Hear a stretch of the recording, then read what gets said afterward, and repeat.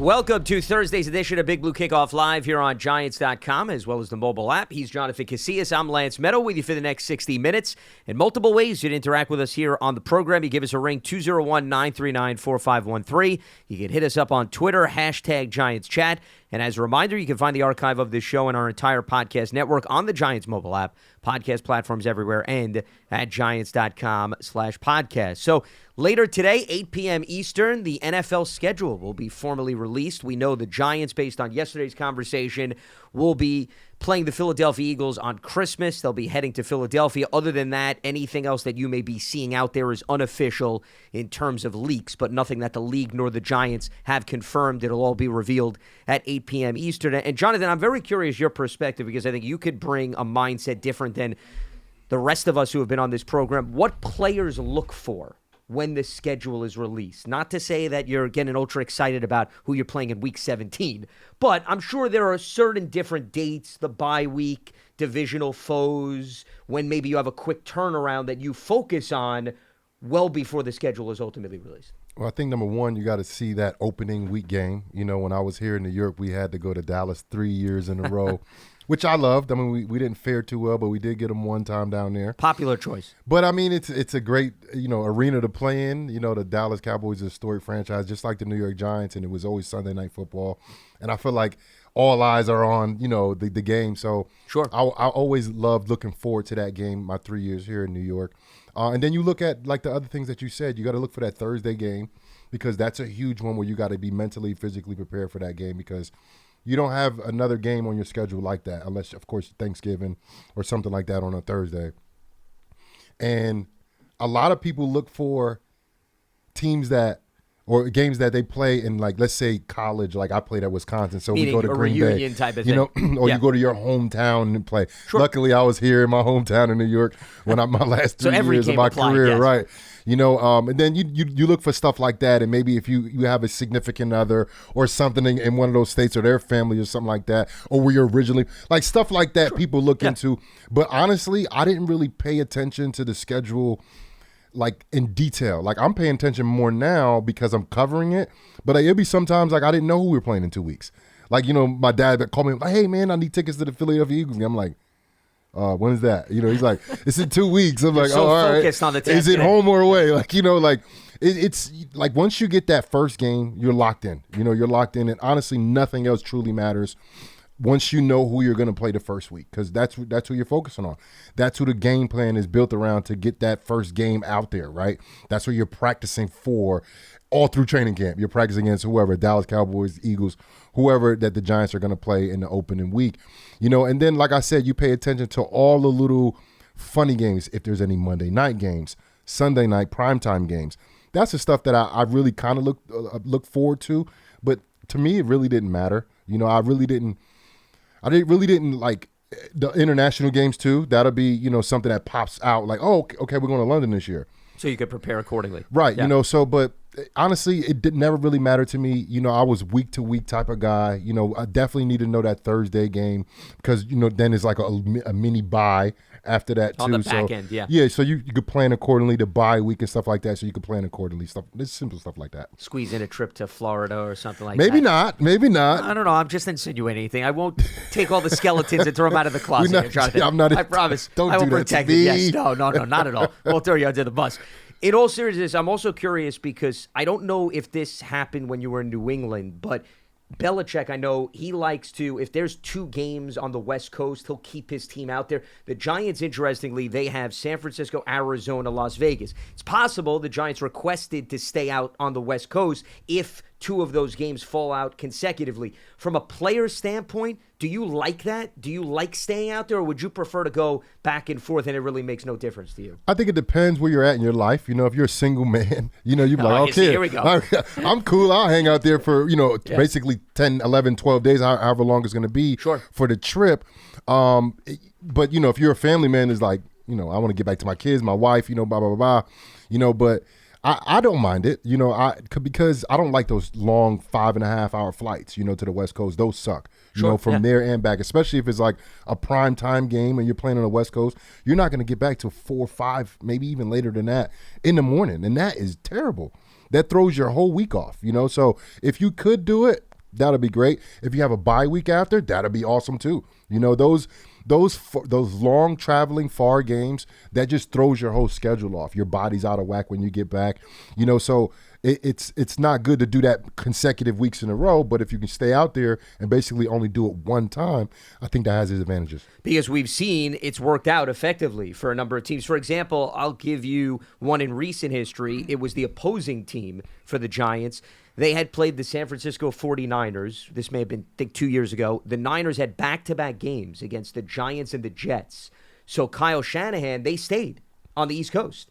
And they decided, why are we going to go back and forth? And they wound up playing consecutive games at MetLife Stadium. Remember, that was the whole game with the turf issue. A bunch of guys got hurt against the Jets, and they came back the following week. They played the Giants, and Jimmy Garoppolo wasn't able to play in that game. I know it wasn't a kind memory for Giants fans because it was a lopsided affair in favor of San Francisco. But we've seen where we talk about East Coast teams going West Coast. West Coast teams come East Coast, and they're saying to themselves, we're not going to go back and forth. We're going to stay as is. Yeah, especially those teams like Seattle. Seattle understands what that travel is all about because they're so far away from the regular, I guess, the other 31 teams in the United States. So they've made that trick. But you make a trip from the West Coast to East Coast to West Coast. You got to get acclimated to the time difference. That's something too. You got to get acclimated to the humidity and the climate as well. So for me, it's almost like, I think if you consider it like the bubble, right? Like, because you're just with your guys, you're just with the team, and you're focused on ball, and you're not really worried about your day-to-day whirlwind that any adult has to deal with, bills, all that stuff, taking care of the house, leave that friends, family, mini businesses, whatever you got going on. You kind of just shut all that down, and you're just isolated with your teammates. So it has its advantages for sure. Well, and I would assume it also can help build chemistry, especially, right, if you're a team with a lot of new players. You're going to be doing a lot more stuff with your teammates that week because that's the only guys you're going to be around. So it may actually be beneficial, especially, Jonathan, when you think about it, if that happens earlier in the season and you're a team with maybe new coaches, new players, that could actually bode well for you later on because it's sort of an extension of training camp. And in the Giants' case, considering you don't go away for training camp, right, where a lot of teams used to do that, this gives you sort of a mini trip in the early stages of the season. It helped build that continuity and that chemistry for sure, because like I said, it's similar to the bubble to where you go to, let's say, Seattle does come down and plays the Jets and the Giants back and forth weeks. You're going to be in one spot with your team. You're going to be locked in with those guys. And, of course, like, you get to, associate with other people, but, like, you're going to stick to your guys. You're going to go to dinner. You're going to do, outside activities. You're going to try to probably go to the city with the guys. And then you start building that real out of the locker room, away from the field chemistry, which I think is paramount when it comes to terms of team success. Because if you returned home, if we go down the hypothetical road where you don't stay there back-to-back games, to your point, on a daily schedule with respect to your teammates, and I'm sure you've seen this, guys who are married have families, they're normally going home, right? They want to be with their family, whereas maybe guys who are single, they have a little bit more flexibility to go out with their teammates after practice or whatever it may be. But if everybody's in one location, everybody's not going anywhere. Yeah. So you have more of an opportunity to interact with players across the board on the roster who are seasoned veterans as well as maybe younger guys. Mm-hmm. And it allows that, like you said, the seasoned veteran guys and the younger guys to interact a little bit more because the younger guys are like, all right, what do we do? So they're going to ask the older guys, yo, what you doing today after practice? Or what you doing today after work? Oh, I'm going to the city, or I'm going here. I'm going to check out this restaurant. Okay, cool. I'll tag along and bring in some of the younger guys too. And it definitely, that's why I loved when we traveled, like when I was playing for the Giants, because we made it an emphasis to eat together when we traveled. And they give us 3-4 hours to kind of like, on our own, figure out what we're going to do with food, and we will all try to get together. And as soon as we land, we get to, mostly defensive guys, we would get together and eat together, and sit down there, break bread together, fellowship together. And I think that's an integral part, and it's a huge part in the team success and building that camaraderie and that continuity and that chemistry that the teams that have success, especially in December and January, I think those teams check off that box early in the season, maybe during training camp. And I never thought about that long distance, maybe 2-week stay on the East Coast from a West Coast team about happening early in the season, because you can build continuity. You can build that chemistry with 10 days staying with the same type of guys and then interacting with different guys. All of a sudden, you got linebackers hanging out with old linemen. We only go against each other on the field. We don't really hang out that much off the field. Yeah. But then you get a chance to do that on those trips. And on the flip side, listen, if it comes later on in the season and you happen to be playing really good football, it could give you maybe a surge if you're fortunate enough to get into the playoffs because you're gelling at the perfect time. When we always talk about, right, it's all about timing in the NFL. You want to be playing your best football late in the season. So I could see the pros maybe in terms of both sides. Now, do you give the younger guys the bill under those circumstances? Oh, yeah, definitely. Okay, I just wanted to make sure. Yeah, for sure. You got to make sure, details. Don't kill them. You know, like when I say don't kill them, don't ease them. Don't hit them multiple times, right? You hit them one time, and then it's cool. But that usually happens during training camp, you know, so they kind of get it out the way. But I remember, I'm take it back to my New Orleans days, Malcolm Jenkins, he was the first-round draft pick. So sure. They got him in training camp, which is a huge difference than getting somebody during the season because of the numbers. Because how many DBs are they carrying on the team in training camp? The volume of pay. They got half a team in the backfield. It's man, you 12, guys are 13 brutal. guys that Malcolm Jenkins had to pay for. I don't know how much that bill was, but me as an undrafted guy, I was hiding. Like, I heard about it, and they all was like, oh, this is Malcolm's dinner. But it was like 25 guys there, including all the DBs, linebackers, defensive linemen. Yeah. And it was like an absurdly not a high number of guys. And then usually it was like 12, 13 guys, you know, for the whole defense. And that's sneaky. I had to tap on with somebody like, yo, can I split this with him, you know?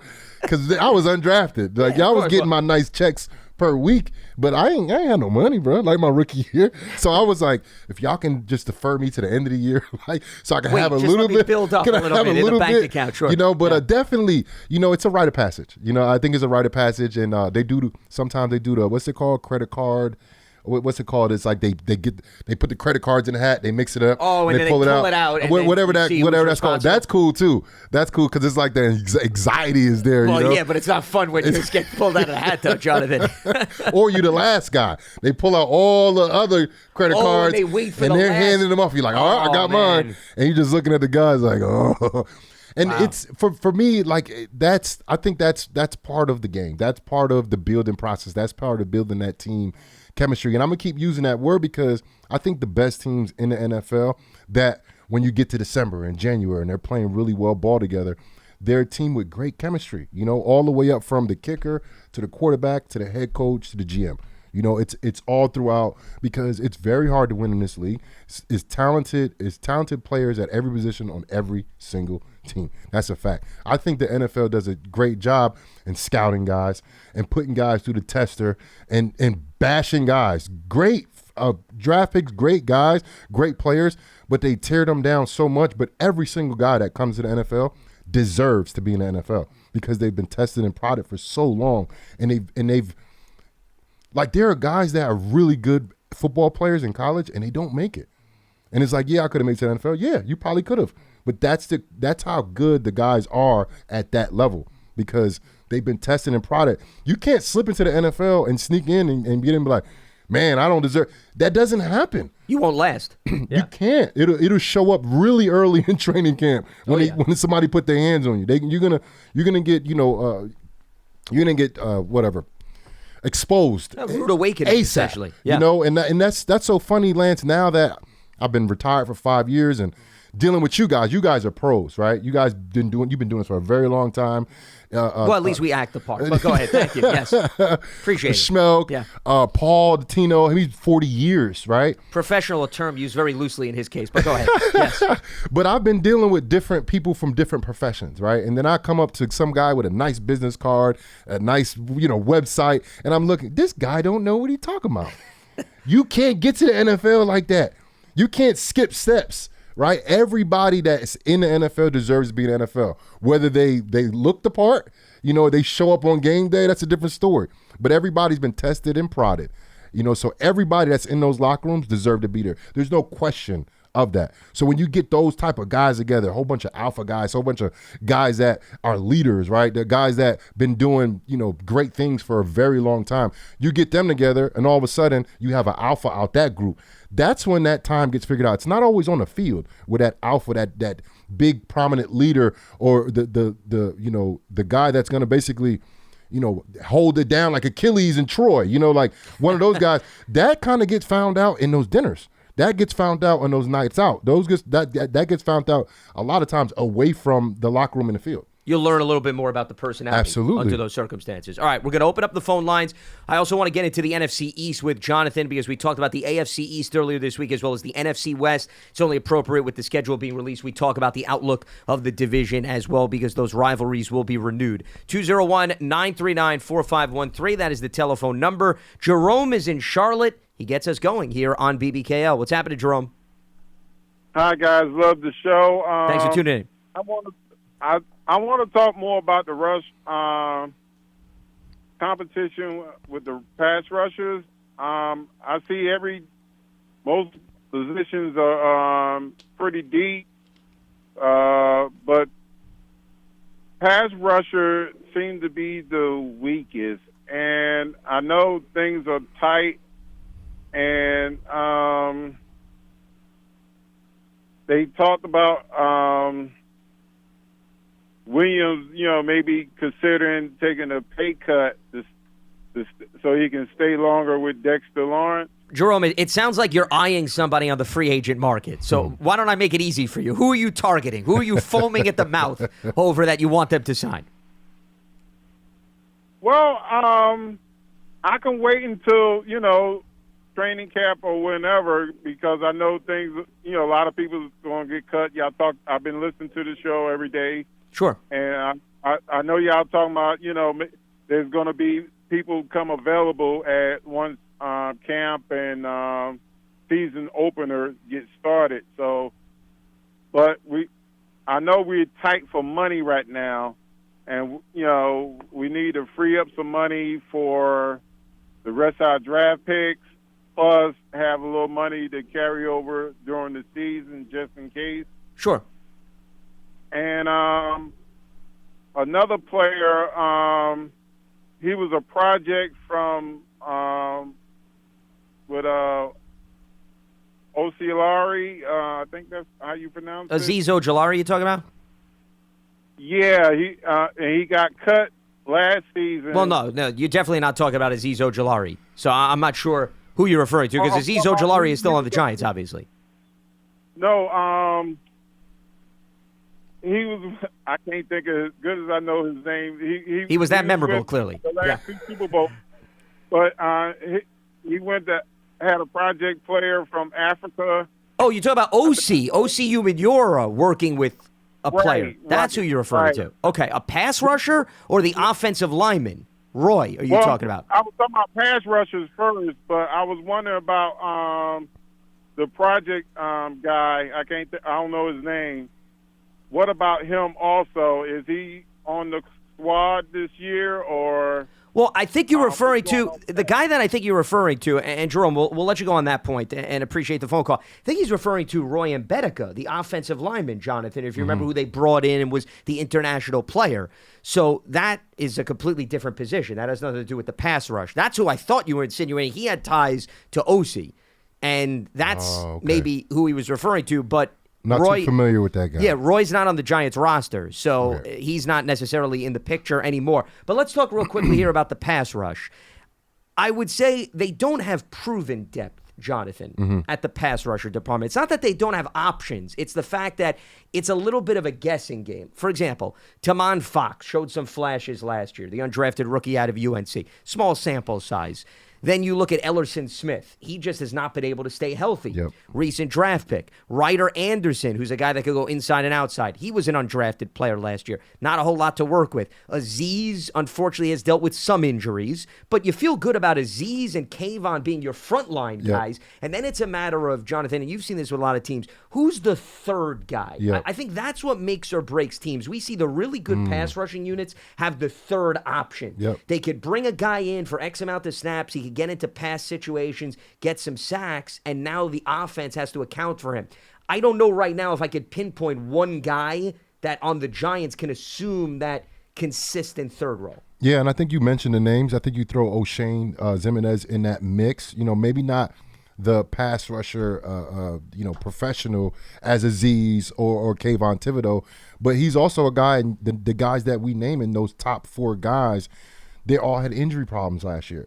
Those some guys have to, stay on the field. I think the number one ability is availability, and Absolutely. That's a box where the Giants need to figure out how to check that box off from their top guys, because Azeez, I watched him play last year, and he didn't play a lot of games, but he was by far the most productive pass rusher that they have in the times that he played, right? Kayvon Thibodeau, he went weeks and weeks and weeks without a sack, but he was getting pressures. He was getting, a lot of tackles for losses, but he didn't really touch that sack number for a while, and then he started making some big sacks, strip fumbles for a touchdown. He's a guy that can change the game, and what you're talking about, these are game changers. The game has evolved to being a pass-happy, pass-friendly, pass-first type of league.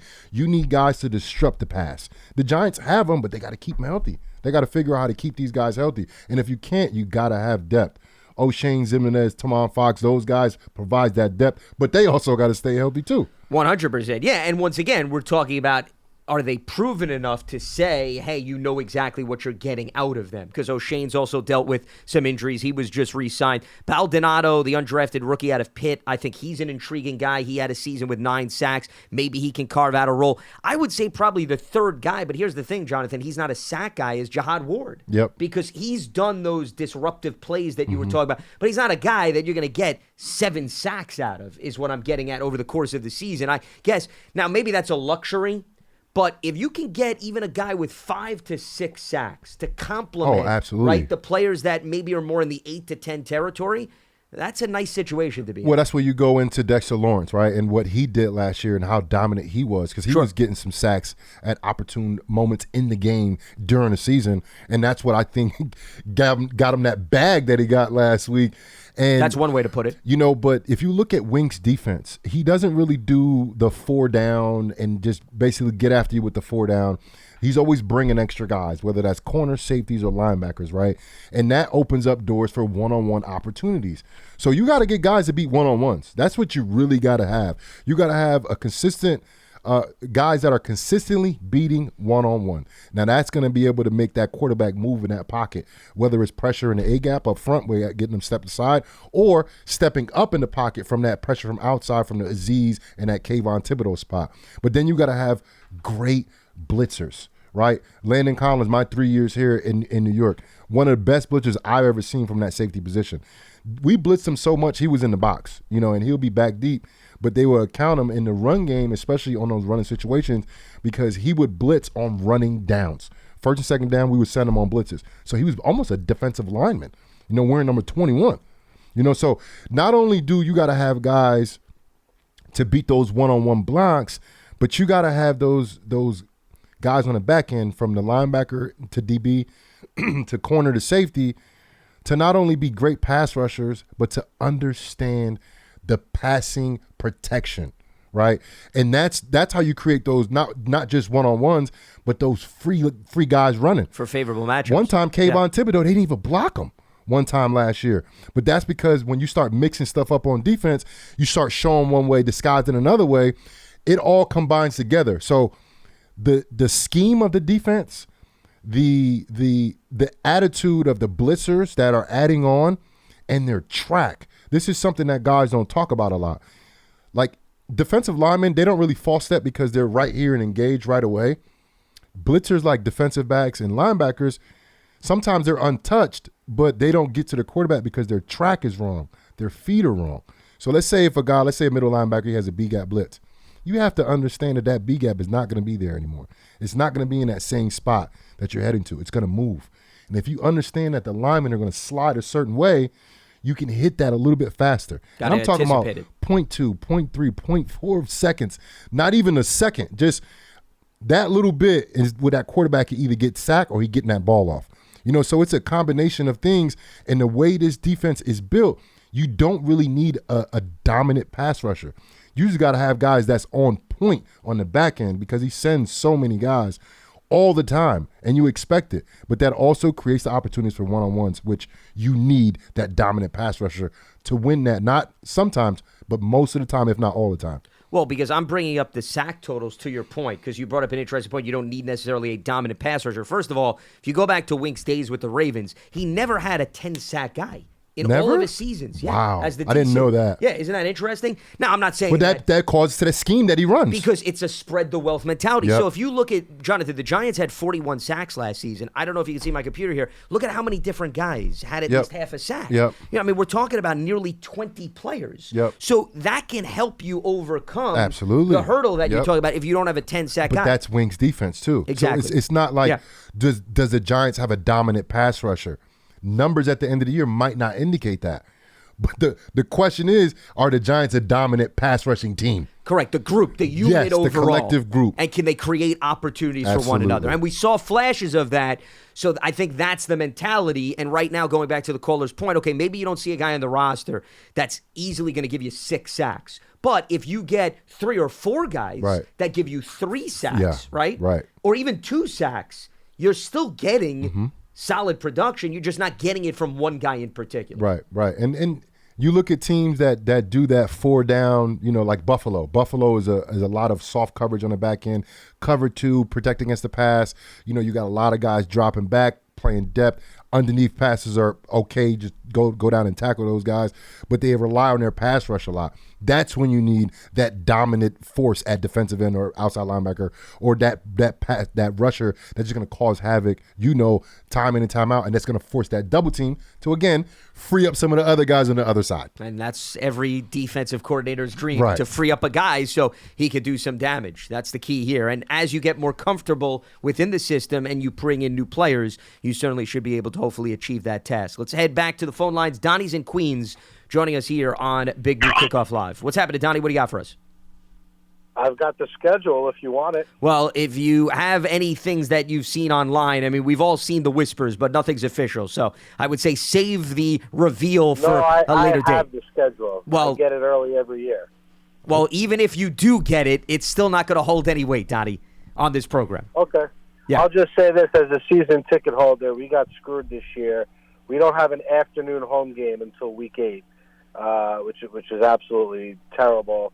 And I know you guys have been talking about this. The price of expectations is night games, and man, the way the schedule came out, it really sucks for us here. But going back to the team, I've said this a million times. If the Giants are going to play at the level they did last year or better, Azeez Ojulari, Evan Neal, and Kayvon Thibodeau, those are the guys. They have to play better. It's premium positions, premium assets, particularly with Thibodeau and Neal. Those guys better play better, or we are going to fall back this year. But I was really going to call to give you the schedule, but since you don't want it, I'll hang up and listen. All right. Sounds good, Donnie. Appreciate the phone call. So what was he talking about?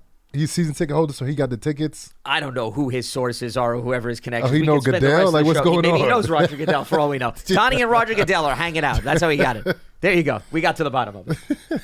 Well, but getting back to the second point here, in terms of the schedule does improve, at least on the surface, right, in terms of the caliber of the competition. And once again, that's only the paper test. In preseason. Correct. Preseason. Yes, exactly. Based we don't off know last year. We don't Yeah. know how those teams are going to pan out, but it's fair to say stiffer competition compared to what last year's schedule offered. I think that's a fair Well, assessment. in hindsight, because in the beginning of the season, the NFC West and the AFC West were supposedly the best conferences And look at how going that into the turned out. season. No, you're and now 100% this year, you got the NFC East being the best conference last year, going in playing the AFC East, which Yep. is a really good conference last year too.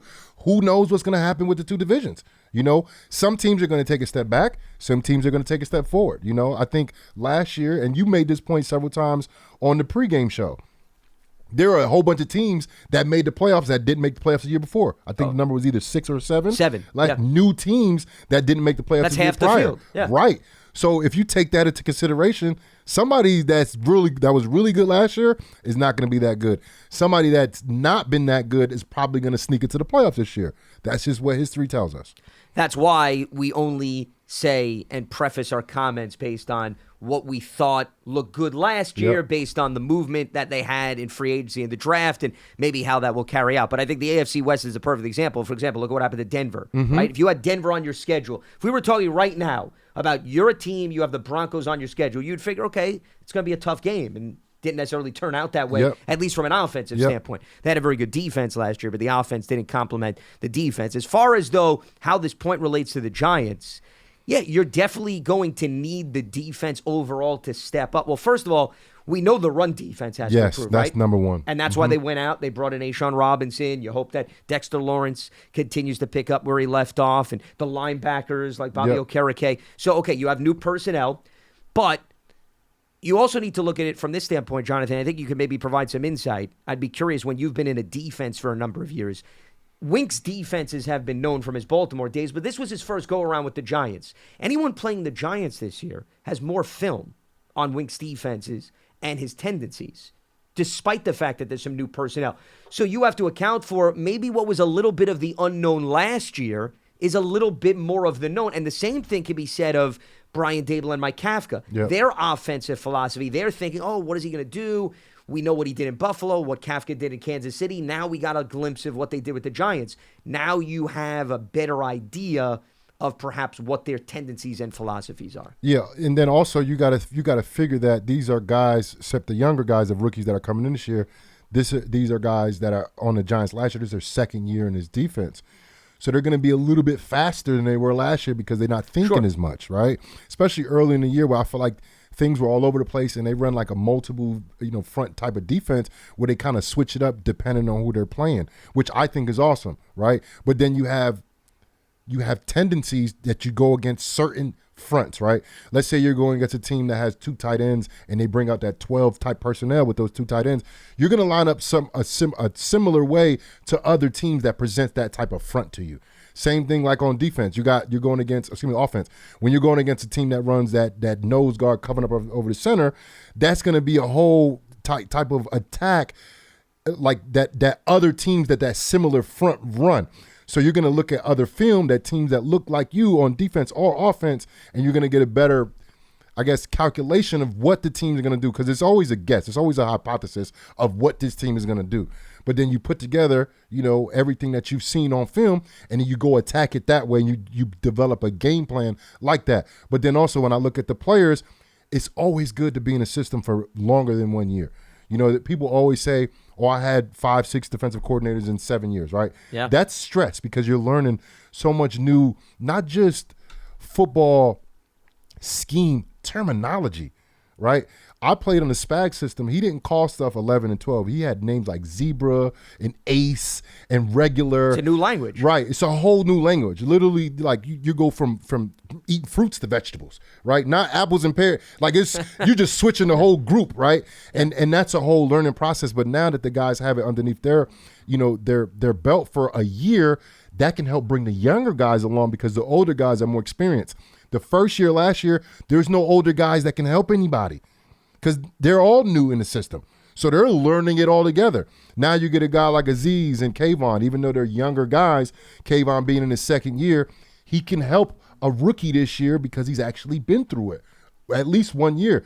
And now he touched it in last year, offseason, touched it in training camp. You revisit it again during the season. Now you touch it again during offseason activities, training camp. So now you're going to touch that defense 4 to 5 times before you go back out there for this 2023 season, and you have knowledge that you can help other guys in certain areas, which nobody can help anybody last year because everybody was just learning. Yeah, other than Jihad Ward, I would say, because he's been there before. Wink in right, Baltimore, Wink, correct. right. But now it's not, let's go to Jihad. Right. Now you could go to pretty much 7 or 8 right. different guys. And me, I'm always, when I was playing, especially young guys, or not even young, when I got into a new defense, I'm always coach, hey, because there's always, like, they give you a defense with rules, right? But then there's offensive, whether it's formation, scheme, or plays that can beat or that gives them an advantage over this defense.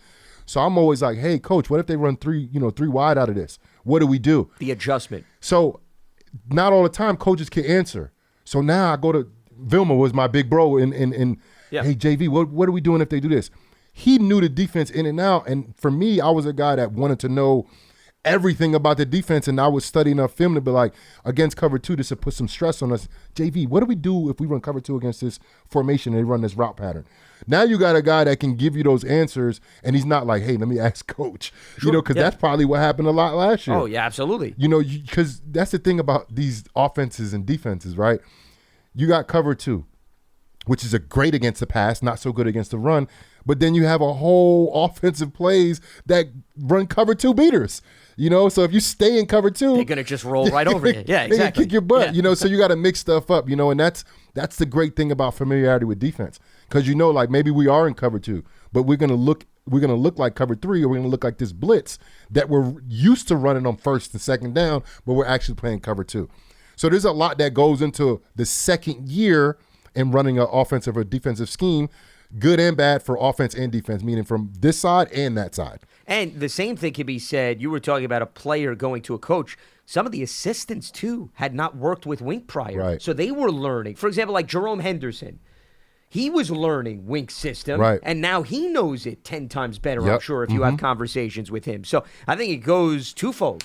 The player's direction as well as the coach's direction. There's so many more guys in the room. And same thing on the offensive side of the ball, who now have a better feel for Brian Dable and Mike Kafka and what they want to run. Because last season, and by the way, John Feliciano's not here anymore, but Feliciano would probably be a guy that most of the offensive linemen would turn to, right? Because he and Bobby Johnson, they knew the offense backwards and forwards. So now, Andrew Thomas, Evan Neal, Mark Lewinsky, all those guys, they have a much better grasp of what they need to run.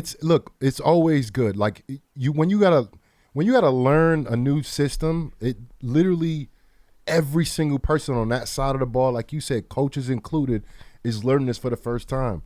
So you will see something, and like I said, there are plays out there that beat these defenses. Like offenses have cover 3, cover 2, cover 6, they zone fire pressure. They have beaters for every single defense out there.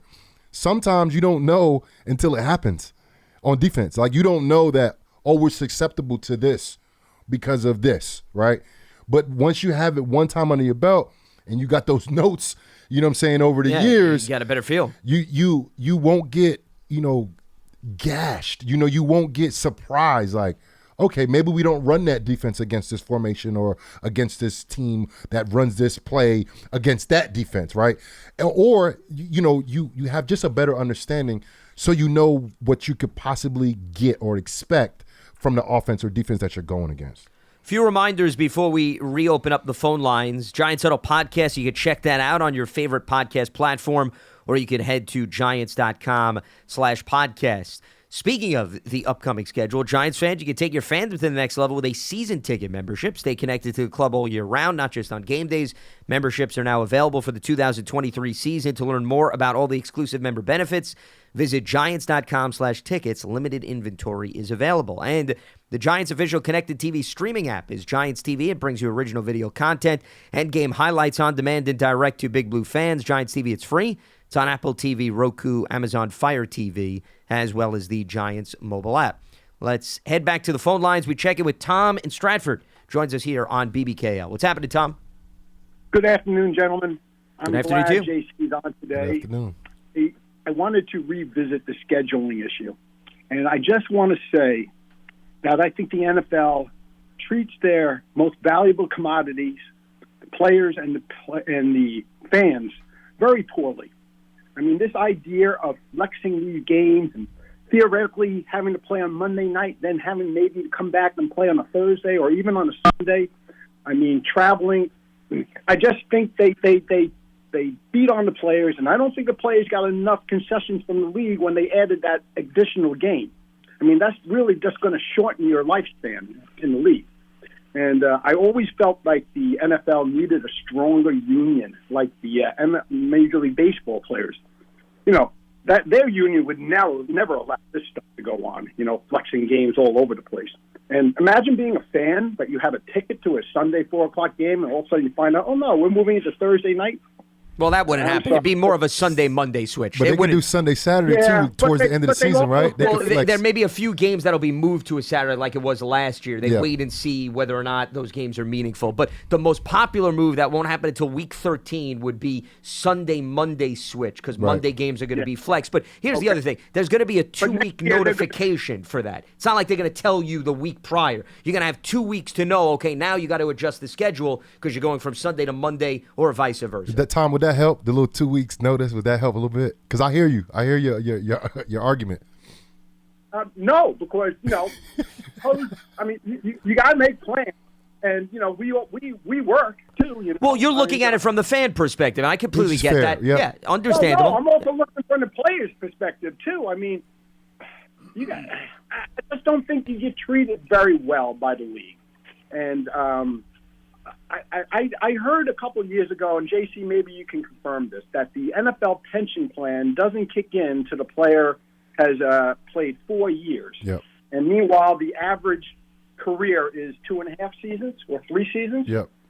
Oh, and Well, let me is that true? Yeah, let me tell you something too. There are guys that that are on a bubble going into that third year, and they don't play. That's tough. When you put 2 full years in and maybe 2.5 years in, and you get released or cut in the middle of the season, that's tough, man. But this is the thing.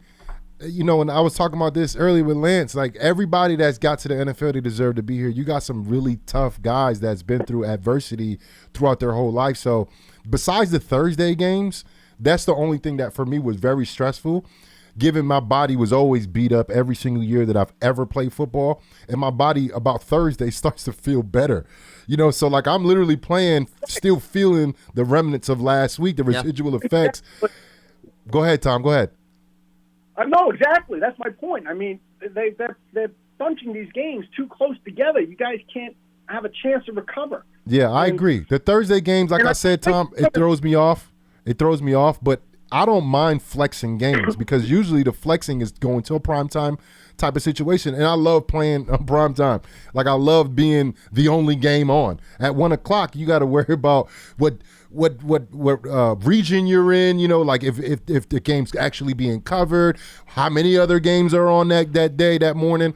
So I love playing primetime. I love knowing that people are watching us play. And I love beating teams in primetime. Sure, that was exposure. one of the things that I loved, and I don't think a lot of guys in the NFL are really critiquing the schedule. I haven't really heard conversations like that. That was never something that we've discussed too much. Like I said, it was always the international games, those primetime Monday night games. The Thursday game was always like, oh man, we got this Thursday game early in the week. Well, at least we get it out the way, right? Because the Thursday game is the one for me to this day. I still don't understand why we're doing Thursday games. I understand Black Friday because that's a holiday. That's a special type of deal. But Thursday games is just Thursday. Like there's nothing special about Thursday besides you're not getting enough rest for the next game. Sure. Well, I'll answer the question. It's an additional day, and appreciate the phone call, Tom. Thanks for giving us a ring. It's an additional day for exposure. Yeah. Right? I mean, what is it all about now? Listen. Right? During the COVID year, remember the games? It was like, oh, it's going to be some cancellations. There wasn't no cancellations. Everything was postponed. Correct. Yeah. All games got played that year. And we actually had a game on every single day of the week. Every single day of the week. Monday I remember through that. Sunday. I didn't mind it. We had a Wednesday game. I didn't mind it. Between, I think, Baltimore and Pittsburgh. Right. Yeah. I didn't mind it at all, but that's very stressful. COVID years, of course, is a different year. Yeah. There's only been, one cancellation, and I don't even know how long, which is the Buffalo. Well, the Bengals-Bills. Yeah, that game, which was somebody extenuating died on the field. Sure. But like the NFL, they're going to play their games, right? They're going to maximize that potential with all of these new streaming services. Now you got Amazon, and who knows, maybe we will get to, in the next 5-7 years, to where the NFL is played on every single day of the week throughout the year. And I'm not talking about every single week. There's a game every single day. No, but they may throw in, you're saying, a specialized game. Yeah, specialized games because Possible. they want to maximize on money. Like that's what it's all about, profit here in the NFL. They don't consider fans. I'm sorry, they really don't when they're figuring stuff out, especially because they know fans are going to pay. Fans are going to pay and see their team play, right? The players. They don't really consider the players either. They look at the CBA and it's like, all right, cool. It's in the CBA. They can't say nothing about it. So we're going to push them until we keep bending and bending and bending. Not going to break it. They're not going to violate the NFL guys, but they're going to push to maximize profit every single time they get a chance to. That's just what it is. I think the Thursday conversation you pointed out, the players don't maybe talk as much about it, is because I think it's been around for so many years at this point. It's sort of second nature, right? When something first comes out, you're like, oh, man. And then you just do it year in and year out. You're like, all right, it's the nature of the beast. So that's why maybe it's not as big of a talking point. The Monday flex aspect, which is going to be brand new for this year's schedule, I personally feel it impacts fans more so than the teams. And the reason I say is, if you're a team, you get a 2-week notice. Not saying it's going to make it any easier, especially if you go from Monday to Sunday, because coaches are regimented, players are regimented, you have your schedule. But you're going on a private plane. It's not like you got to worry about maneuvering things. For a fan, okay, you book hotel rooms. Now you got to stay over an additional day. Okay, that's an additional expense. I understood his argument. Yeah, so that's why I understood where he was coming from. But the Thursday game, I think it's been as part of the schedule for so many years. Coaches and players have a pretty good grasp on it. They understand the road teams are always at a disadvantage, Jonathan, right? Because you have Wednesday where you have to travel. The home team at least doesn't have to move. Right. You're barely practicing. We know. I mean, the writing is on the wall. But as you pointed out, the marketability of the league, the money, the influx of that's the biggest influence behind that. I'm going to be interested to see the level of impact the flex tweak with Mondays and Sundays, because we've never had that. We've had Sunday games you go from 1 to 8, right? Vice versa. Okay, that's not an alarming adjustment. Late in the season, though, you're pushing for a playoff spot. You are scheduled Sunday. Your game gets moved Monday. Now you have a quicker turnaround. I'm thinking for the next week. See, I'm not thinking about week. Yep. It's not to me about the Sunday-Monday switch. It's about how does that impact the prep for the following week, especially if you're in some tight races for the division or a wild card spot. That's going to be interesting to monitor. Yeah, that's always something that you got to consider, because you get an extended week 1 week, meaning you got to from Sunday to Monday. Then the following week you go from Monday to Sunday. Yeah, you always get on the back end. Yeah. Somehow it's going to impact. Yeah. You know what I would like, though, and I always thought this would be ideal if they would do like a Thursday game or something like that after a bye week. Well, there's been a lot of talk about that. You know, so you get appropriate time to rest from the first game. Yep. And then, of course, it's a short week, but you've been resting for, 10 days, 11 days or something like that? Like, because at the end of the day, if we really care about players' health, we wouldn't have Thursday games. If they truly, truly cared about players' health, and I'm talking about truly, they would get rid of Thursday games. They would. But they're not going to do it, because the number one thing, I think, for the NFL is to make money. And they do that every year. People keep talking about the ratings going down. I haven't seen it. Ratings go down? But during COVID, COVID was like, oh, the ratings are going down. That's the kneeling, nonsense. remember the kneeling? The ratings are going down. I said, bro, no, they're not. They're not going down. They're never going to go down. If you look at, and I don't know off the top of my head, I don't have it in front of me, but I was reading in passing, the top 10 most watched TV shows, I think last year, you had like 7 or 8 of them were NFL games. I believe it. I mean, come on. The NFL has a great product, and what they're trying to do is get that product out to different people to keep expanding the viewership throughout the world. This is the NFL, and it's in America, but it's the number one sport for me in the world. Definitely not over soccer, but when you consider how much money and how much people watch that Super Bowl, it's the number one sport in the world. It's not the NFL, it's the IFL. It's the International Football League. Okay, you should rename it, Jonathan. I'll put you on the phone with Goodell. That would change have some conversation. Not for long to in for long, and that ain't the truth. Okay, so there you go. Well, we'll have to make some new acronym out of it. All right, we'll work on that in the upcoming months. Let's head back to the lines. Peter's in Florida joining us here on Big Blue Kickoff Live. What's happening, Peter? Hey, Lance and Jonathan. How you guys doing today? Doing well. How about yourself? What do you got for us? Good. So I had a couple quick things. I wanted to get your opinions, but especially Jonathan's, because he was a former player, to get his take on it. So first thing, the schedule. I missed the beginning part of the show, so if you addressed it, I apologize. But for you, Jonathan, as soon as you got the new schedule for the year when you were playing, were there any games that you would circle as like a personal game you were looking forward to, or any certain games like a grind in the schedule where you're like, oh man, I have 3 road games in a row that I have to deal with? What was for you personally something you would be excited or upset about when the schedule came out, if anything? Good question. I kind of touched on it earlier, but you mentioned the point just now, which I didn't say earlier, is that 3 or 4 game stretch where you're playing away for 3 or 4 weeks in a row. Not 4 weeks, but 3 weeks in a row. It's happened with 3. Yeah, with 3. And that's tough. That's tough being away, but you also know you're going to have a couple home games in a row as well. You know, so that's something you look at. But what I look at first is, number one, you got to look at that season opener, which I talked about earlier. Number 2, for me, I got to pay attention to that Thursday game, because that's the game where I feel like you're just not really prepared for it. Like you don't really have anything in your schedule to get you prepared to play a Thursday game. Like you don't have practice before a Thursday game. You have walkthroughs, you know, and people always talk about, even Dayball is a main proprietor of this. You got to be prepared. You show up on Sunday because of how you practice. right? You can't practice for a Thursday game. You're literally doing walkthroughs, right? So that's number one. And then I look at stuff like this, like when I was playing, for the Saints and we played the Jets or the Giants. Like, I'm from Jersey. So, like, I would always circle that on my calendar. Hey, Mom, coming home. Make sure we get the family, so stuff like that, playing in, places where you play college ball at, other teammates that you have, oh, my guy, I play with this guy, and you circle down your calendar.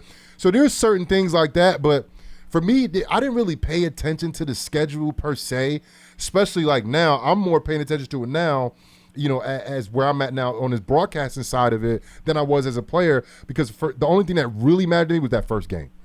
And I remember one year we had Oakland on the schedule, and it was Marshawn, and we had to play Marshawn Lynch. I'm not going to lie, my off-season leg routine was a little bit heavier that year. Every time I did a deadlift, I thought about driving Marshawn Lynch back, because you're going to need everything to bring that guy back. But little stuff like that, like, oh, man, I'm playing Adrian Peterson, right? Guys that, Michael Vick, right? That was one guy that, man, we're playing Vick at home, right? Stuff like that. You look at, big-time matchups. You look at big-time players. And, Ezekiel Elliott was a guy that was a really good force to, to go against for the Dallas Cowboys, especially his first 3 years in the league, which is the 3 years that I got him when he was a force. So I would look at stuff like that. But I talked about this earlier, too. Sometimes I didn't know who we're playing in 2 weeks. I'm so focused on the week to week, I didn't know who we were playing in 2 weeks. I got my family from Jersey like, hey, man, I want tickets to the Eagles. My dad, I want tickets to the Giants game, and I'm like, when do we play the Giants? When do we play the Eagles? He's like, in 2 weeks. And I'm like, I didn't know, because I'm so locked in to who we got next. Who is up now, who we got next. And that's really what I paid attention to as a player. And we did touch on that briefly early on. I had asked you about the things that you observe that you look for, because you may monitor the schedule right before the season starts, but then once you're into the season, you're not looking locked. 7 weeks down the road or whatever in. it may be. Yep. That's why the week-to-week league is a cliche, but I think there is some validity to it, absolutely. though, at the same time, based on what you're talking about. Now, with respect to the division, I wanted to get into this because I'm also curious your perspective. Personally, Jonathan, my feeling is, and I know there's been more of an emphasis, they want more divisional games later in the season because they don't want teams to say, all right, we're mathematically out of it, we can rest guys. And I think that's worked effectively, especially, the Giants had 5 of their last 7 in the division last year. Rough. And that may be more of the extreme. But on the opposite end, I also wish they waited till the first quarter of this year ended before they start divisional games. For example, I'm not fond of week 1. Dallas. Right out of the gates. Correct, the divisional game, because, and here's my philosophy, the games are important, it goes without saying. I also feel if they're that important, you want to get a better feel for who's in the division, and sometimes you want to see maybe 2 to 3 weeks of film before all of a sudden you get thrust right into it. And we also know, and this goes back to limited contact and training camp and this and that, it's not product-wise always ideal, right? Week 1. Week 1 and week 2. I'm not telling you Yeah. anything new. And if, once again, the divisional games are so important, to me it makes sense to wait. I'm not saying wait 8 weeks, but maybe give 2 to 3 weeks, and then week 4 start rolling them out. Yeah, I was just curious how you feel about that. Never thought about that. I know the Giants last year having the Commanders twice in 3 weeks and having basically the back end of the schedule full of divisional games. Oh, yeah. Right? When we played, Dallas one time. That was it. Dallas was the only game in the first half of the season. That was it. Right? And I think that's a little rough. Correct. Kind of backloaded to the division. You want it a little bit more balanced. Because they're all like must-win games in the division. Right? And the Giants didn't fare well in the division last year, and hopefully this year, you get some diversity and you mix it up. But I hear what you're saying, because that week 1 product that you're putting out there is not going to be the same at week 17. It's just not, whether it's due to injuries, chemistry, whatever the case may be. And then, guys that are playing in their second year, playing in the first game of the second year is a lot different than playing in the last game of the second year. Because it's basically, the first game is like an extension of the year prior. Yeah. And then the last game is like, now you have 2 full seasons. 2 full seasons of not only getting the defense, but getting the adjustments to different defensive beaters that they go against, right? So I hear what you're saying, but for me, I love playing in Dallas week 1. Especially in prime time. Of course, yes. I don't blame you from that standpoint. Sure. I loved it. And it's the rivalry. Well, here's the thing. I'm not naive. Get that L on a record early, right? Well, we're not naive, and this goes back to the marketability. The NFL, right out of the gates, they want to give you premier matchups. Yep. I get that. But ideally, if you just go based on the structure and substance of the schedule, I would campaign across the board week 1. You should have all out-of-conference contests. I like that. AFC against NFC. And here's why. Ooh. Here's my rationale for that.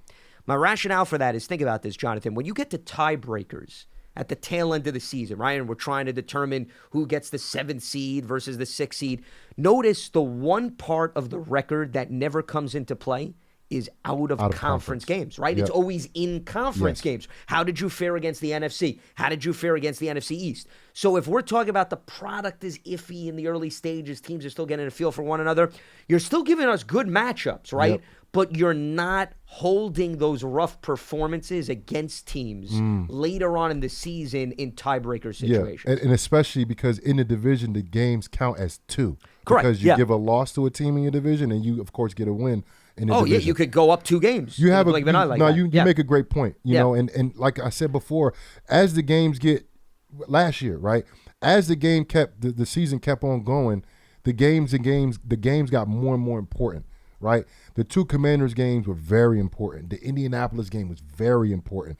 The only game that I feel like wasn't important in the last half of the season was Week 17 when the Giants played the Philadelphia Eagles. Because that was a game where nothing happened in terms of moving up or down. And the league doesn't have a crystal ball under those circumstances. Yeah, it's hard. Right. So it's hard. And that was kind of not a worthless game, but it wasn't as it was the weeks prior. Of course. 4 weeks prior when the Giants played the Eagles on Christmas Day. Sure. And that had major implications of what was going to happen in the playoffs. Right. So the back end is like, but what if the team secured a playoff spot? They don't move, like basically what the Giants were in 2022. That Week 17 game doesn't mean anything. Everything means something, but it wouldn't be as prominent and as influential in the playoffs or for the record in general on the season as it would happen if it was just 2 weeks prior when you were fighting for that playoff spot. I just don't see the league saying we don't want divisional games in the last week of the season. But they can't predict it. Correct. They can't predict, and that's my point. And also I feel they're going to say 90% of the time a divisional game is going to be meaningful. And you could argue, Jonathan, from the Eagles' perspective, the game was meaningful. They still had the division up for grabs. The Giants didn't have anything to play for, but they had something still to play for. So at least half of the battle was won. I remember for the NFL. 2 years ago, was it the Raiders and the Chargers? Or Correct. That was a play-in Week 17, game, essentially. And everybody was trying to figure out what was going to happen because they were tied so late in the game. And I'm sitting there scratching my head like, are they going to force a tie? Well, because that would have gotten them both in, if memory serves me correctly. And so those games are like that, which you can't predict. You know, the NFL, there's no way they can predict how good or bad both teams are going to be in Week 17. Yeah. There's no way you can predict that. You don't know how much they're going to be playing for. You don't know if the whole season is on the line. You don't know who's going to be sailing it in to get that draft pick. You don't know, So I think the NFL, like you said, 90%, they do a great job in matching these games up. And then sometimes it works out to where that last game, the whole season is on the line with that last game. And we've seen that year in and year out with different teams. The Giants haven't been in that situation. And the one time they were last year, they're already locked in, right? They haven't been playing for much of the end of the year in years prior. And the 1 year that they have was a game that really didn't matter to them too much. Yeah, I mean, you never know. It's the luck of the draw under the circumstances. I mean, teams are not going to complain if they can rest some of their starters. Yeah, for sure. But I think from the national appeal standpoint, you always want there to be some meaningful games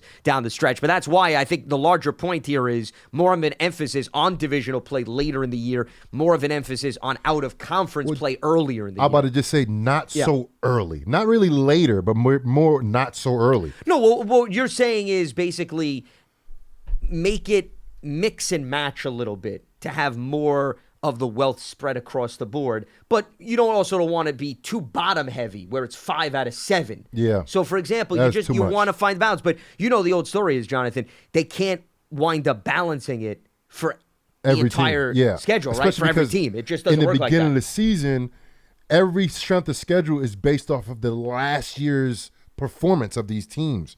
And like we said earlier, you have you can't really predict who's going to be better or, worse or stay the same from the year prior. There's no way that you can judge that. No, there's no way. You just go based on how exciting the offseason was and the Right, big names. yes. But are the big names going to be on the field in Week 14? Right. Are they gonna I don't stay know. healthy? Your guess is as good as right. mine. Aaron Rodgers with the Jets, right?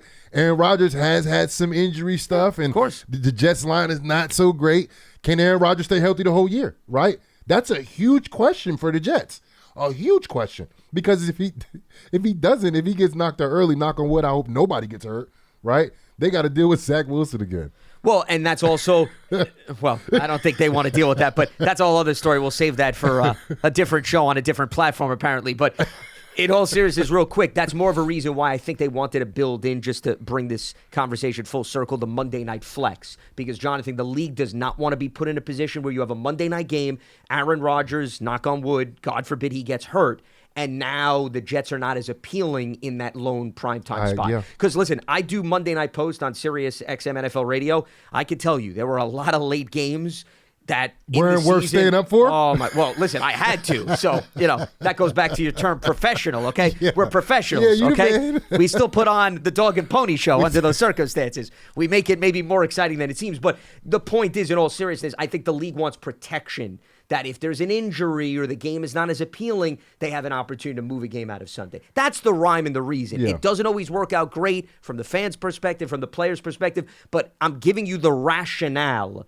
which, if you look at it through that lens, it at least makes sense. Because from that standpoint. The NFL, of course, it's a business, and it's all about production from inside as the players and also from the outside. Literally, you're producing shows. It's not just games that are sports played. Entertainment. These are shows that the NFL is putting on, and they have all type of statistics and analytics that go into, if this team record is this team record and they're playing in week 17, the viewership would be down. But if you got this team playing this team with both of their records at whatever, the ratings are going to be up. And it's all about money when it comes to the NFL. And any business, when you got billionaires, they care about money. That's what they care about. They care about putting a good product out there. Not really the fans and the players, happiness. You're an afterthought, but you do contribute to whether or not the ratings good. Bit. That's why on next week's show, we're going to go back and look at all of Jonathan's missed tackles and why the ratings dipped in games that he performed. How about that? Hopefully it's quick. Hopefully it's a quick video. Yes, hopefully it will be a very short montage. Pearson actually is already working on it, from what I've been told. With that being said, that's going to wrap up Thursday's edition of Big Blue Kickoff Live. Today's episode, part of the Giants platforms everywhere and Giants.com/podcast. So we'll be back up and running again on Friday, 12:30 p.m. Eastern. Obviously, the schedule will officially be put out by then, so we will be able to break it down and then some. But stay locked to Giants.com later today for all the latest. For Jonathan Casillas, I'm Lance Medow. Enjoy the rest of your day right here on Giants.com. Have a good one.